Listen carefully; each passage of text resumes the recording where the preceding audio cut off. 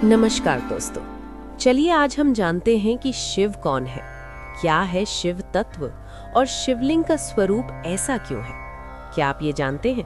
अगर नहीं जानते तो चलिए जानते हैं कि शिव शब्द का अर्थ क्या होता है। शी का अर्थ है शमन, यानी जो शोक, दुख, पाप और अशांति को दूर करे। वर का अर्थ है वर्धन, यानी जो कल्याण और मंगल को बढ़ाए।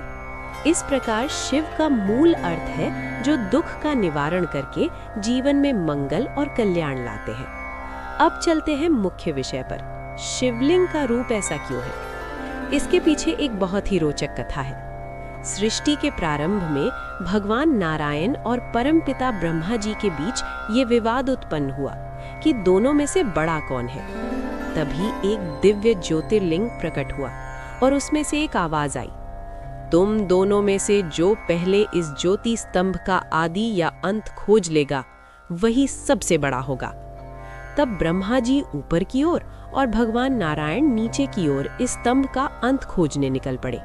लेकिन बहुत प्रयास करने के बाद भी दोनों को न तो इसका आदि मिला और न ही अंत। इसी दौरान ब्रह्मा जी को एक केतकी पुष्प मिला। उन्होंने केतकी से कहा, यदि तुम ये कह दो कि मैंने इस स्तंभ का ऊपरी भाग देख लिया है तो मैं तुम्हें पुरस्कार दूंगा। केतकी ने उनकी बात मान ली। फिर ब्रह्मा जी लौटकर बोले, मैंने इस स्तंभ का आदि खोज लिया है और केतकी इसका प्रमाण है। लेकिन भगवान नारायण ने सत्य कहा, मैं इस स्तंभ का अंत नहीं खोज पाया। तभी वो ज्योति स्तंभ और अधिक प्रज्वलित हो उठा और उसमें से स्वर आया, ब्रह्मा, तुमने असत्य कहा है। क्रोधित होकर उस दिव्य शक्ति ने ब्रह्मा जी को श्राप दिया, पृथ्वी पर कभी भी तुम्हारी पूजा नहीं होगी। और केतकी पुष्प को भी श्राप मिला, तुम्हें भी पूजा में स्थान नहीं मिलेगा।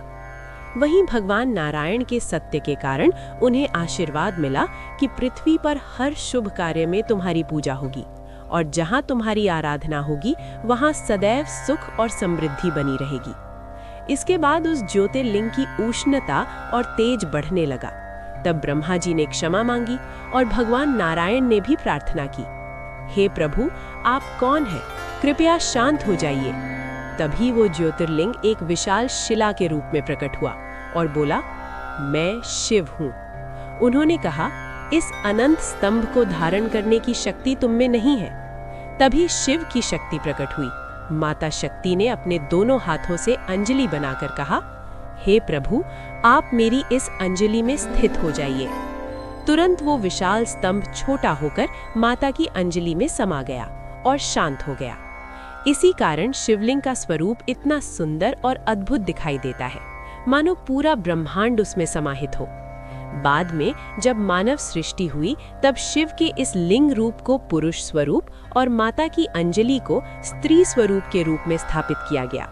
इसीलिए शिव को जगत पिता और माता शक्ति को जगदम्बा, जगत माता कहा जाता है। तो दोस्तों, ये थी शिव और शिवलिंग की दिव्य कथा। अगर आपको ये कहानी अच्छी लगी हो तो हमारे चैनल को लाइक, शेयर, कमेंट और सब्सक्राइब करना ना भूलें।